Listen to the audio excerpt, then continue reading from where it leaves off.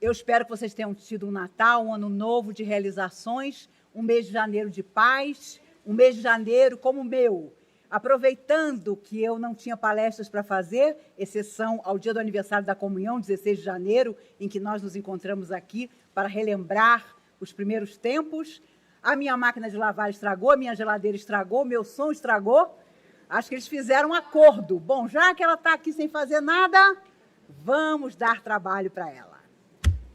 Meninos, vamos falar hoje sobre criações e nos recordar de que, no Livro dos Espíritos, lançado em 1857 pelo professor Denizar Rivaio, usando o pseudônimo de Allan Kardec, lá estava em abril de 1857, nas livrarias, o Livro dos Espíritos. Na pergunta 920, livro 4, Esperanças e Consolações, capítulo 1, a pergunta que Kardec fez aos espíritos é: o homem pode gozar na Terra uma felicidade completa? E a resposta foi: não, pois a vida lhe foi dada como prova ou expiação, mas dele depende abrandar os seus males e ser tão feliz quanto se pode ser na Terra.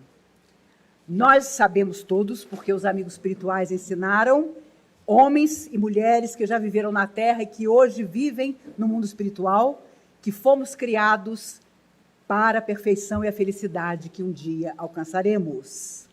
Simples e ignorantes para avançar. Com o passar do tempo, através principalmente da mediunidade de Chico Xavier, os espíritos nos lembraram que essa centelha divina criada por Deus e que hoje está em nós, em cada um de nós, passou pelos diversos reinos da vida para chegar aqui. Foi mineral, vegetal, animal, para enfim chegar ao homem. E os espíritos gostam de lembrar que entre um reino e outro, milhares de anos para evoluir. Hoje, portanto, habitamos corpos de carne, porque estamos atualmente no estágio da Terra. Quando formos a outros mundos mais evoluídos, com certeza nos manifestaremos através de corpos mais sutis. Corpos que não fiquem doentes, por exemplo, porque a evolução traz também a saúde integral. Mas, ao longo da mediunidade, principalmente do Chico, os amigos espirituais nos recordam de que tudo aquilo que sai de nossa mente e habita o nosso coração rege a nossa vida. E caiu por terra aquilo que antigamente se pensava em doutrina espírita. Basta você fechar os olhos, ficar em posição de lótus e a chuva de bênçãos vai mudar a sua existência. E é claro que existe até hoje muita gente que chega à casa espírita e ainda considera que fazer um tratamento espiritual, que simplesmente tomar passes, vai solucionar a vida, sem que a própria pessoa crie em torno de si um campo de luzes e de bênçãos. Recentemente, nos últimos 2 meses, houve um número expressivo de pastores evangélicos que se suicidaram. Em questão de 2 meses e meio, 6. E isso, claro, teve uma enorme repercussão, porque, inclusive, muitos deles, uns 2 ou 3, deixaram mensagens, porque tinham mensagens no YouTube, falavam aos às pessoas da sua igreja através do YouTube. E interessante notar que falavam sobre depressão. Um deles me chamou muita atenção, porque ele comentava, num desabafo, dias antes do seu suicídio, que ele ia visitar, era seu hábito, visitar as pessoas enfermas que faziam parte da igreja que ele comandava. Entretanto, quando ele ficou doente, nem uma visita sequer ele havia recebido. E ele faz uma espécie de comentário queixa nessa mensagem que ele deixou. E, é claro, ninguém podia imaginar, quando ele soltou esse vídeo, que 2, 3 dias depois ele cometeria suicídio. Porque, no fundo, às vezes, nós colocamos sobre os outros a responsabilidade de serem muito melhores do que nós. E ainda dizemos que nos decepcionamos, porque fulano não correspondeu à nossa expectativa. E é óbvio que em toda religião, e na doutrina espírita também, se você exerce um papel, se você exerce um trabalho, se você exerce a sua mediunidade na tarefa do bem, você é sempre observado, é criticado, é questionado, mas deve permanecer, é claro, em equilíbrio. Entretanto, existe uma solidão daquele que opta por uma vida mais equilibrada. E às vezes nós recebemos e-mails de jovens, inclusive, de todas as partes do Brasil e até do exterior, que dizem: depois que eu compreendi certas coisas da vida que me levavam ao desequilíbrio, eu procurei mudar e estou sendo não compreendido pelos meus amigos mais chegados, que debocham da minha nova atitude. Isso é muito claro, porque as pessoas acham que você tem que viver sempre num processo, muitas vezes que te causa infelicidade, mas que é confortável para as pessoas que estão em volta. Quando você questiona a sua vida, quando você a modifica, você gera uma crise na família e fora dela. Porque as pessoas começam a dizer: poxa, mas eu achava que fulano era tão feliz e ele quer ser mais feliz ainda. Eu achava fulano equilibrado, mas ele quer ser mais equilibrado ainda. E isso nem sempre é visto com alegria pelas pessoas. Por isso, os amigos espirituais nos lembram que muitos de nós estagnamos por muito tempo em regiões de sombra ou em vidas na Terra que nada contribuíram para a nossa caminhada. E por isso afirmam muitos dos nossos mentores espirituais, daqueles que estão muito à frente de nós, na verdade, rentearam conosco em muitas existências. A diferença é que houve um momento em que eles criaram para si uma vida interior completamente nova. E com certeza teremos sido nós, os companheiros, que dissemos: isso não é para mim, você está mudado, essa nova caminhada sua não me interessa, eu prefiro a comodidade, os vícios, a devassidão, porque imagine em vidas anteriores o que nós não teremos aprontado. Eu me recordo de que houve uma época muito difícil aqui em Brasília, de seca, e estávamos numa reunião aqui na Prece dos Suicidas, quando caiu uma chuva torrencial. E ficou todo mundo meio incomodado, porque naquela época não havia esse teto. Quando chovia, você não escutava nem o orador, nem as preces, porque o barulho da chuva impedia isso. Não havia todos os recursos que existem hoje para que vocês possam me ouvir e ouvir todos os nossos irmãos oradores com clareza. E eu me lembro que ficou todo mundo, na hora que a chuva caiu tremenda, num mau humor que não dava para disfarçar, porque a reunião estava em meio e ninguém estava escutando nada. E o Dr. Bezerra de Menezes, então, naquele dia, mostrou um quadro de espíritos que dançavam embaixo da chuva. Eram antigos irmãos do Nordeste que haviam morrido de fome e sede e que estavam sendo socorridos naquela hora, exatamente no momento em que a chuva torrencial caía. Quando eu saí da minha casa no Sudoeste, eu pensei: hoje vai pouca gente, porque olha a chuva que está armando. E quando eu cheguei aqui, percebi que eu estou falando para almas profundamente endividadas e comprometidas. Não há chuva que impeça, nem a mim, nem a vocês. Eu me lembro dos meus avós contando, quando eu era bem pequena, que bastava um chuvisco lá no Rio de Janeiro e o centro espírita fechava a porta, porque sabia que não ia aparecer ninguém. E todo mundo se abraçava, se justificando: foi a chuva. E a chuva é extraordinária porque ela mata, ela queima energias dificílimas que ficam no ar, na natureza, provocadas pelas nossas criações mentais menos dignas. Na época de seca em Brasília, os espíritos contam que fica muito difícil lidar com as almas sofredoras, porque o ambiente do Planalto Central fica muito parecido com determinadas regiões de sofrimento que existem fora da matéria.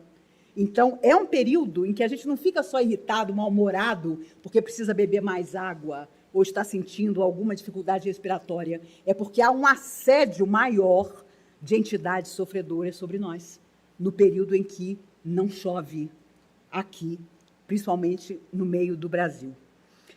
Quando nós nos lembramos do que os nossos irmãos católicos dizem a questão de sermos anjos ou demônios, eu sempre dizia, quando comecei na doutrina espírita, antigos amigos que me conheciam do catolicismo, eu estive no catolicismo até os 11 anos de idade, e o problema é que eu comecei a ver de novo os espíritos que eu via desde os 5 anos. E eu via meu avô paterno, muito ligado a mim, eu a ele, e eu me confessava com Frei Osório, capelão militar, lá no setor militar. E eu toda feliz fui contar para ele que eu via meu avô, que tinha morrido quando eu tinha 7 anos. E, obviamente, ele disse que o demônio tomava a forma do meu avô e me aparecia. E foi ali que eu deixei o catolicismo, porque eu me lembro que eu disse a ele, na hora da minha confissão, mas, Frei Osório, imagine como é que o demônio ia assumir a forma de uma pessoa que eu amei tanto e que, quando me aparece, só me dá bons conselhos. Eu tinha 11 anos, mas já era uma alma velha. E o Frei Osório morreu com quase 100 anos num leprosário. Levou até o fim a sua tarefa magnífica dentro do catolicismo. Mas se dizia, existiam anjos e demônios. Quando sabemos nós, pela maturidade que vem depois, que anjos e demônios somos nós.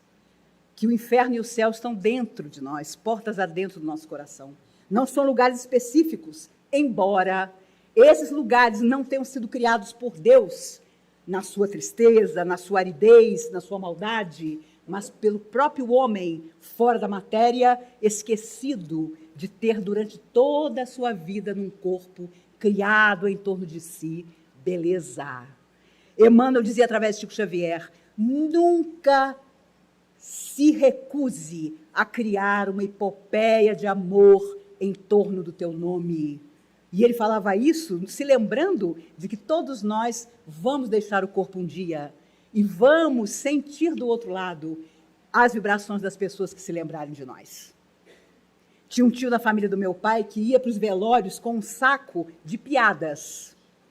E ele contava as piadas no velório das pessoas. E o pior, as pessoas achavam ótimo. Gente da década de 20, de 30, que não devia ser muito certa. Mas já fiz prece em velórios a pedidos de amigos cujos filhos haviam desencarnado e saí muitas vezes chocada, porque as pessoas em torno daquele momento tão difícil, porque a morte física é muito difícil, para quem parte, para quem fica, principalmente quando se refere a crianças, a adolescentes, as conversas eram estapafúrdias, eram comentários inimagináveis. Então, pensemos, quanto mais as pessoas tiverem boas recordações nossas, mais seremos abrigados um dia fora da matéria por essas recordações. Mas é óbvio, existe o caráter do ser humano que precisa ser burilado. Um dia todos nós seremos seres angélicos. E aí não vai ter mais nada para fazer? Vai, nós vamos ajudar aqueles que ainda não são. Como hoje, os seres mais nobres, mais evoluídos, nos ajudam. Recordam-se, já contei a vocês, Emmanuel dizia a Chico, quando vou às altas esferas buscar trabalho para nós dois, me sinto na presença dos espíritos de Escol como um crocodilo. E a gente na Terra achando que Emmanuel era o top, de linha. Mas ele, do outro lado da vida, sabia que estava muito aquém das almas extraordinárias que, na verdade, coordenavam o trabalho que ele, Chico, precisavam apresentar. A nossa mente cria para nos libertar ou prender. E, por isso, no mundo espiritual, para você se refazer, sempre existe uma terapia, que muitas vezes é sutil, simples, rápida, é o reencontro com os familiares, com os nossos amores que nos antecederam, que logo nos coloca em reequilíbrio. Mas se nós tivermos tido uma vida equilibrada. É óbvio que haverá momentos difíceis, haverá momentos de ira, porque nossa alma ainda traz do passado muitas questões a serem solucionadas. Mas que a maioria das nossas atitudes sejam criadas pelo melhor da nossa alma, sem desanimar, sem desistir. Nunca se falou tanto em suicídio, porque as pessoas estão realmente buscando suicídio, infelizmente. Só nesse mês de janeiro, eu, Maíse, pessoa, fiquei sabendo de 3.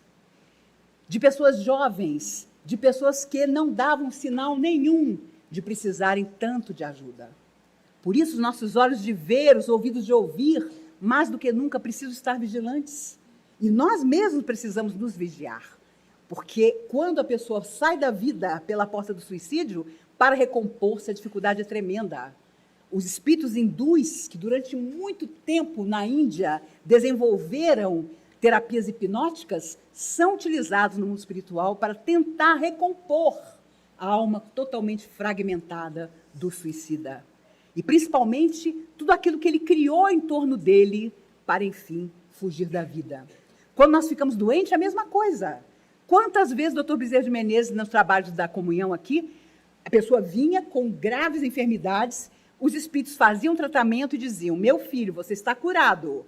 Na semana seguinte, a pessoa voltava doente de novo. E por quê? Porque ele ia no médico confiante e dizia para o médico, olha, lá na comunhão espírita, Dr. Bezerra me disse que eu estou curado. E o médico debochava. Que curado? Essa sua doença não vai embora tão cedo, se é que vai embora. Então, o Dr. Bezerra ficava lamentando, porque eram pessoas muito moças, que ficavam muito impressionadas. Então, existe também uma responsabilidade do profissional da saúde ao falar com você. Tem gente que tem cabeça, tem coração para saber que está gravemente enferma e buscar solucionar a questão. Tem gente que não pode saber de um diagnóstico, porque ela simplesmente enlouquece e passa a ser o grande causador da enfermidade e do aumento desta enfermidade. No dia que a medicina descobrir que cada célula do nosso corpo é comandada pela nossa vontade, então não surgirão simplesmente remédios para a cura, mas a nossa mente será a cura. Tudo começa e termina nela. E enquanto nós nos iludirmos achando que não é assim, haverá um longo processo de enfermidades as mais variadas a combater. Vocês se recordam quando o corredor José Carlos Passe morreu? Ele morreu no acidente de avião. E, mais tarde, numa mensagem, ele comentava que a adrenalina que as pessoas que correm risco nos grandes esportes têm, vem de vidas anteriores. Então, o cara não pode viver sem aquilo. A gente percebe, por exemplo, nos corredores de Fórmula 1. O cara não consegue mais um contrato de Fórmula 1, ele volta para o kart. Mas ele tem que estar correndo. Ele tem que ter aquela emoção de correr, de se colocar à frente de um perigo. E ele percebeu, lá ficou sabendo, que vários eram considerados suicidas, porque propositadamente se arriscavam sem uma necessidade real. E ele deu graças a Deus de ter desencarnado num acidente de avião. Era um pequeno avião, havia um grupo de amigos que estavam viajando juntos, e o piloto viu a pane no avião, imediatamente disse, eu vou tentar pousar. E para eles que estavam dentro do avião, o avião pousou. Pousou num milharal. E desceram todos do avião, e o José Carlos Passe, que estava voltando para casa de uma viagem, foi cumprimentar o piloto. Meu Deus, mas você é uma fera. Você é melhor do que eu fui dirigindo o carro. Olha que maravilha, você conseguiu nos tirar do perigo e nos colocou pousados aqui nesse milharal em segurança. Nisso, o milharal começa a fazer barulho. E ele quase desmaia quando vê, à frente de uma equipe de socorristas que chegava, o seu pai, que havia morrido 10 anos antes. E aí ele viu que tinha alguma coisa errada. O avião tinha pousado, mas não com todos eles encarnados. Por isso, as pessoas às vezes veem as grandes tragédias e pensam, meu Deus, imagine o que as pessoas passaram naquela hora. Mas a espiritualidade trabalha. E muitas vezes, antes mesmo, quando o acidente começa a acontecer, pelo merecimento, aquelas pessoas são retiradas daquela situação. E mais tarde, claro, vão saber o que se passou. Uma jovem desencarnada há 5 anos no incêndio da Boate Kiss, filha única, vivia com certas tristezas de adolescente e a mãe sempre dizia para ela, guria, que é isso? Levanta a cabeça, a vida é bela. E ela então levantava, tomava banho, ia para o colégio, tentava superar aquela tristeza interior que tinha com as palavras da mãe. Pois o médium que recebeu a mensagem dela nunca tinha tido qualquer contato com ela ou com sua família, e a mensagem psicografada começa: Mãe, quando nos contaram que no incêndio da boate nós não tínhamos sido salvos, eu me lembrei de você imediatamente a me dizer: que isso, guria? Levanta a cabeça, a vida é bela. E a mãe cai em pranto na plateia, porque era impossível que alguém soubesse daquilo, que era uma conversa entre elas muito frequente. Eu e minha filha temos um código entre nós. Se ela desencarnar, tem uma frase, tanto para mim como para ela, que eu vou saber que é ela e ela vai saber que sou eu. Ninguém da família, ninguém, nem as paredes sabem, só nós duas. E eu já disse a ela que no dia que eu desencarnar, vai dar muito trabalho procurar médium para mandar mensagem. Entendeu? É muito complicado, não dá muito certo. Até hoje as pessoas dizem: o Chico apareceu ali, o Chico falou lá.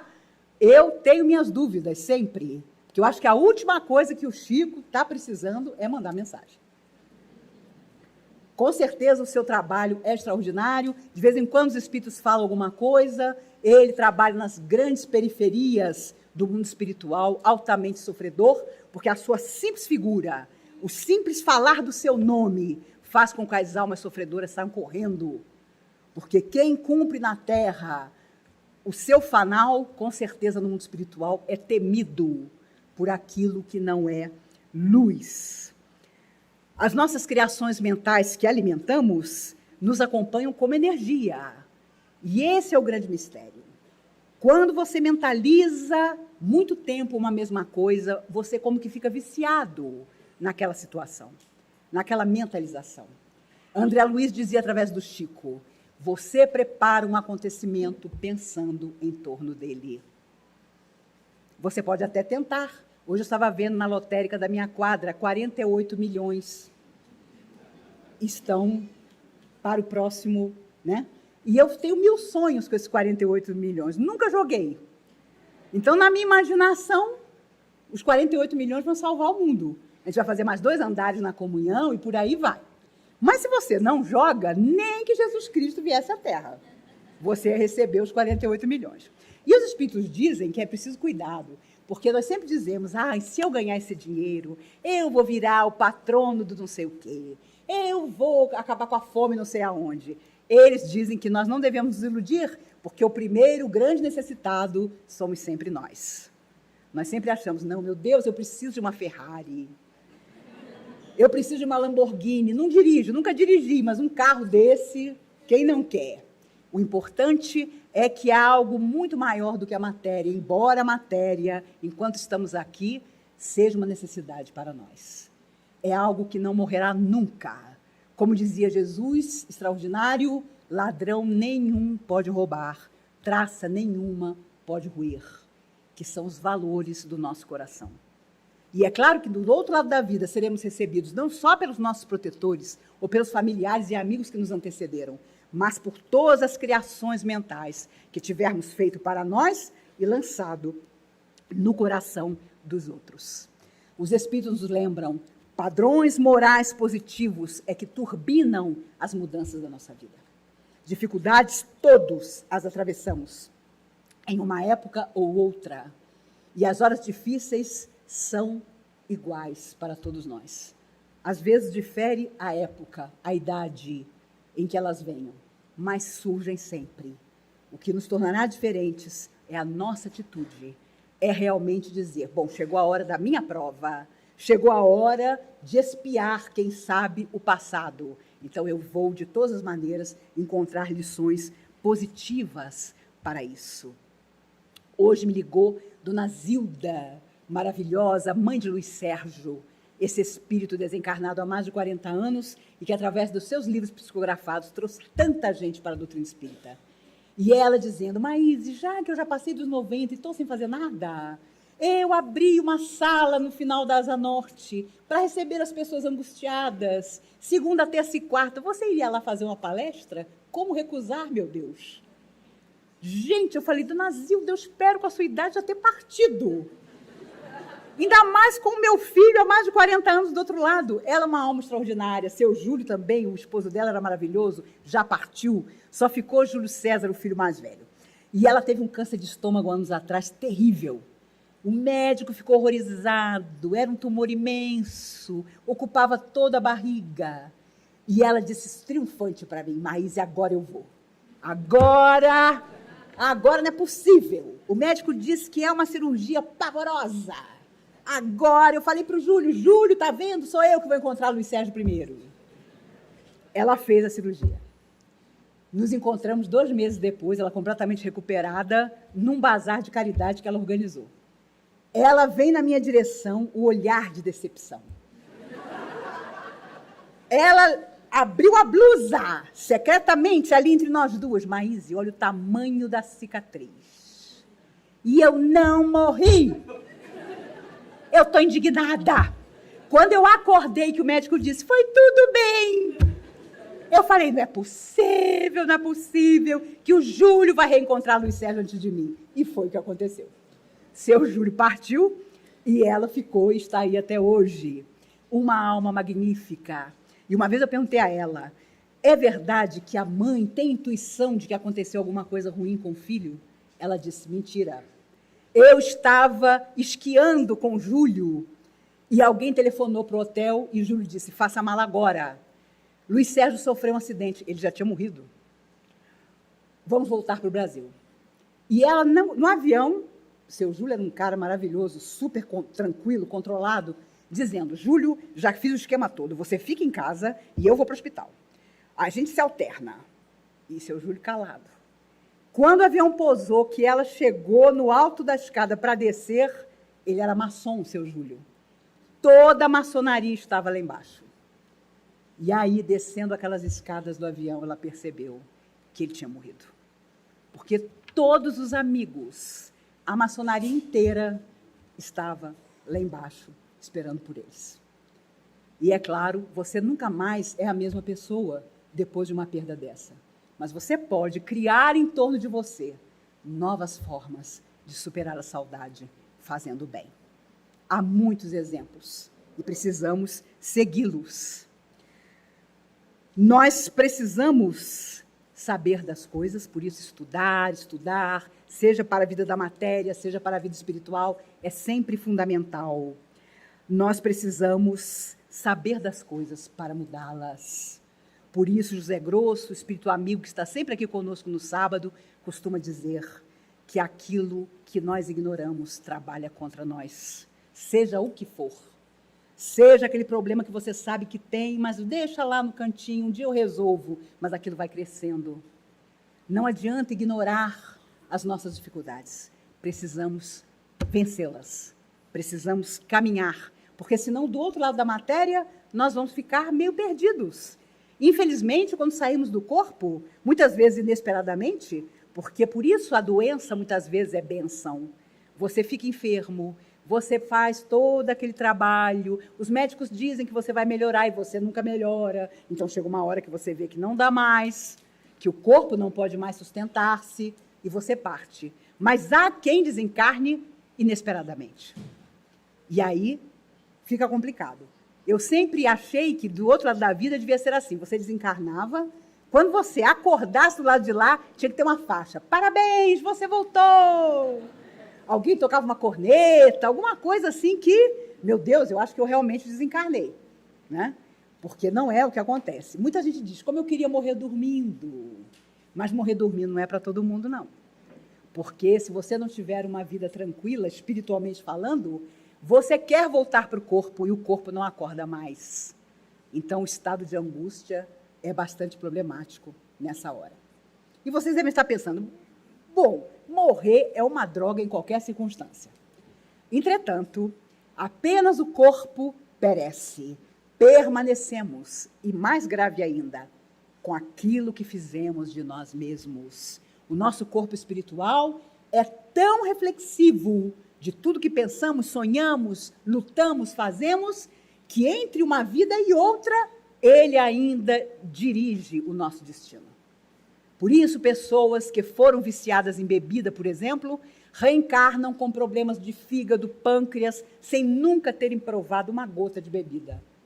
Por isso, 98% das pessoas que têm câncer de pulmão fumam.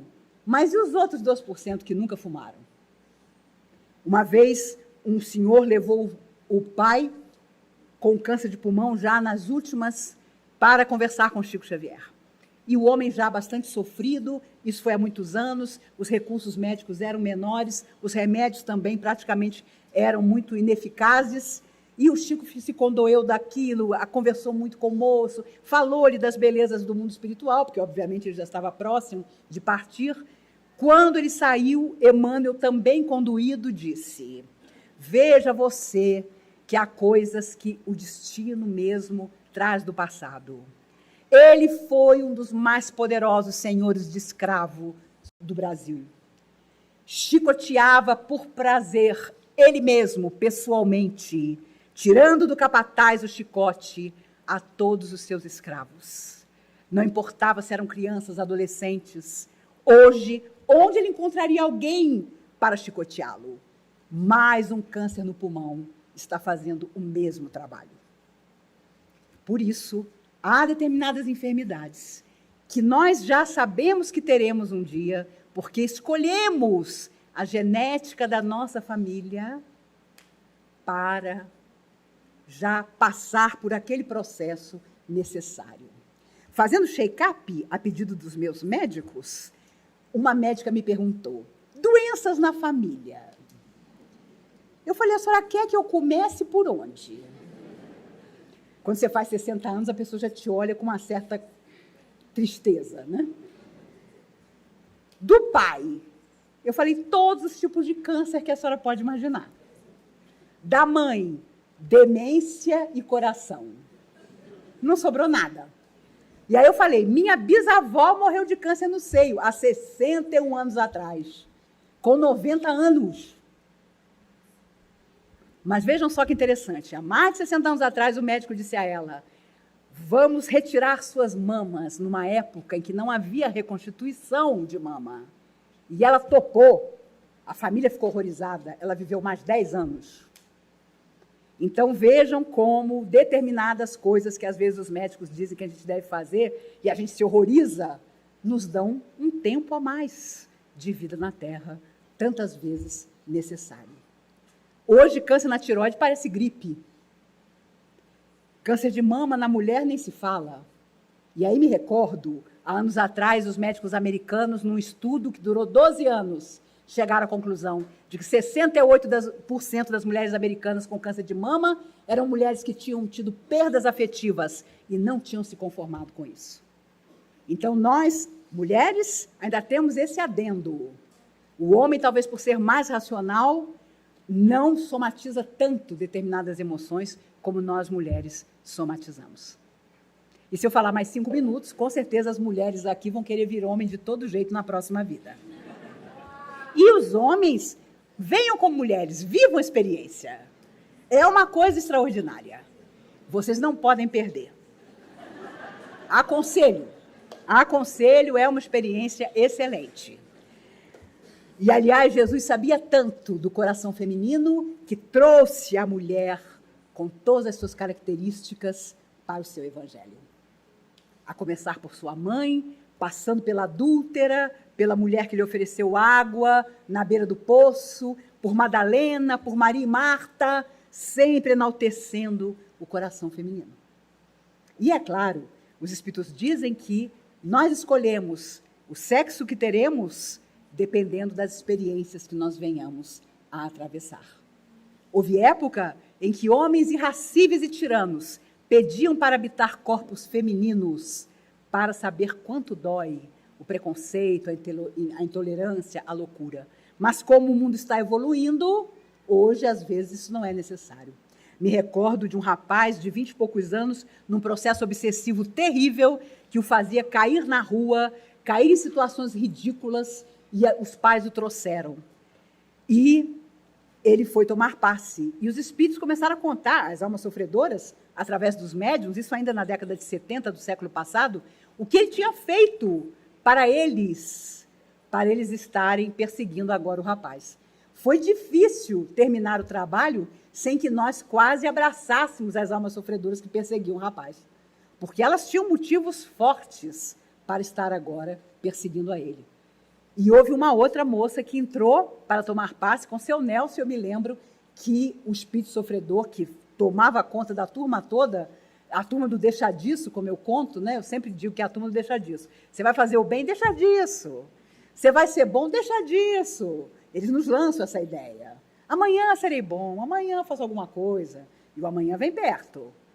Então, na verdade, ela entrou, sentou-se, e o espírito sofredor que dirigia a turma toda do lado de lá, às gargalhadas, virou-se e disse: mas você é muito engraçado.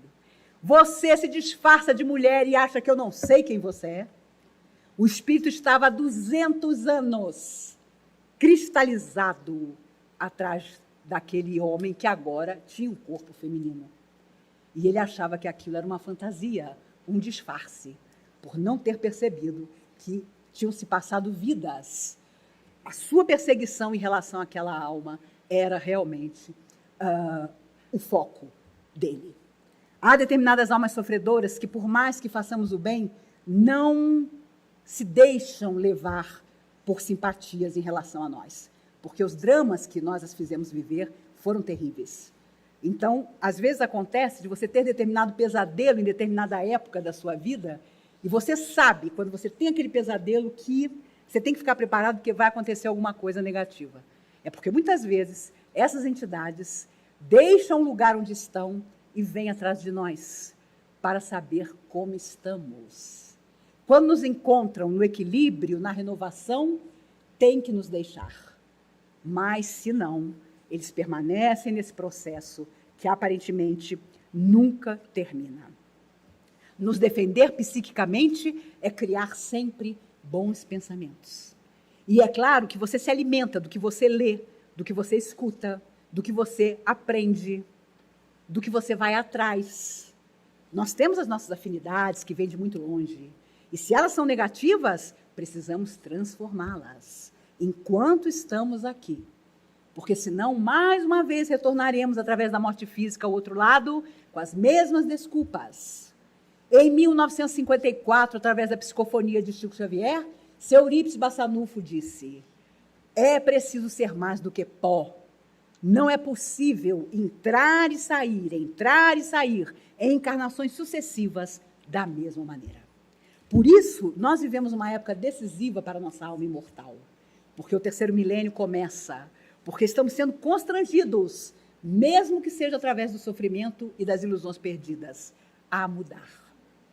Não sairemos dessa vida do jeito que nós entramos, não. Tenho certeza absoluta. Isso é para as almas brutas. A partir do momento em que uma mínima sensibilidade está em você, você começa a lutar, você começa a sofrer, você começa a iludir-se e a se desiludir também, sempre aprendendo. Por isso, se o seu coração está triste, faça a alegria dos outros. André Luiz dizia: alegria é a única coisa que você pode dar sem ter. E não é nada fácil você ver o outro feliz e se perguntar por que essa felicidade não está na minha vida. Mas é claro que os motivos sempre existirão. Emmanuel, quando se falava de perdão, de mágoa, ele sempre dizia: se alguém te magoou, problema dele. Se você magoou alguém, o problema permanece com você. E hoje, aqueles que não nos entendem, aqueles que nós amamos, que de repente parece que ficam doidos e resolvem ir embora da nossa vida, virar a cara para nós, inventar coisas a nosso respeito, são aqueles que nós enganamos ontem. E nós nos reencontramos, os amamos novamente, mas ainda não dá certo. Porque lá no fundo da alma, a alma sente que foi enganada. E ela traz para essa vida essa desconfiança em que, de repente, você é alguém que ele tem que evitar, de que ele tem que fugir. E nós que somos pais, educadores, avós, nossa responsabilidade é tremenda. Porque, como diz Santo Agostinho no Evangelho segundo o Espiritismo, toda alma que vem do espaço vem para progredir nos vossos braços. E nos perguntarão o que nós fizemos, sim, dos nossos filhos, daqueles que nós podíamos influenciar. É inacreditável que os professores sejam sempre os mais mal pagos, não só no Brasil, mas em outros lugares, porque são justamente eles que trazem o conhecimento, e todo conhecimento liberta. E o grande problema hoje, inclusive, é o pai que paga uma escola e acha que a escola tem que solucionar tudo, inclusive educar o próprio filho. Às vezes levamos nossos filhos há anos ao mesmo colégio, incapazes de saber o nome do porteiro que nos recebe, que recebe nosso filho à porta.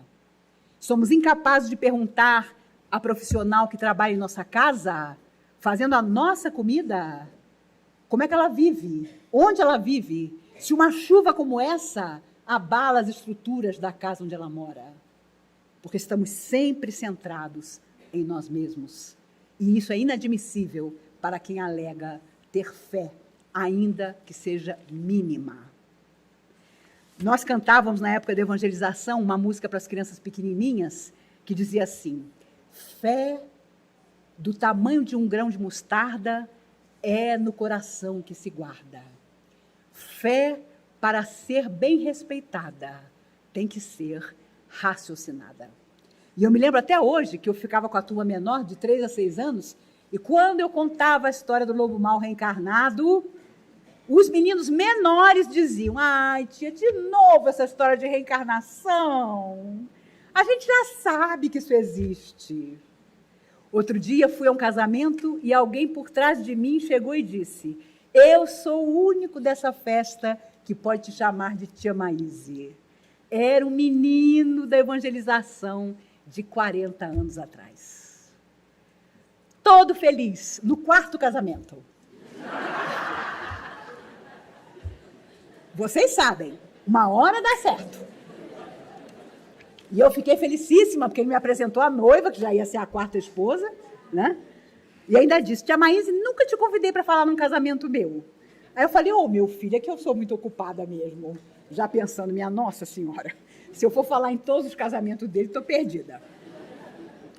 Meus amigos, o interessante, o extraordinário é nos lembrarmos, nesse sábado à noite, que fomos criados para as belezas que ainda virão.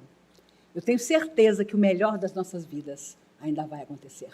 Se não nessa existência, nas que virão depois.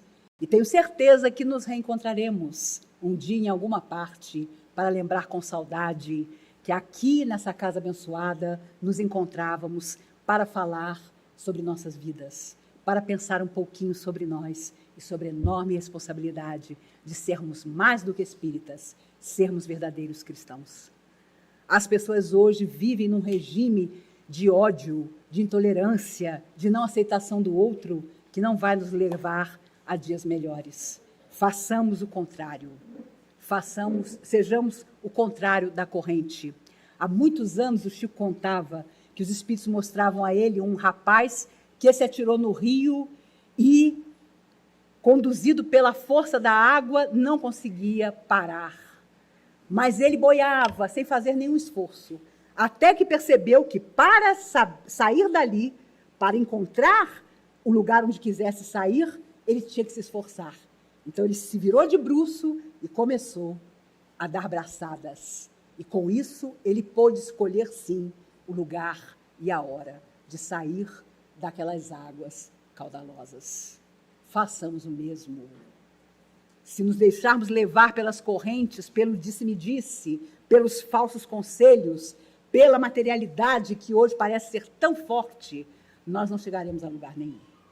Haverá solidão, haverá desistência, haverá tristeza, haverá aquela melancolia que nada consegue vencer.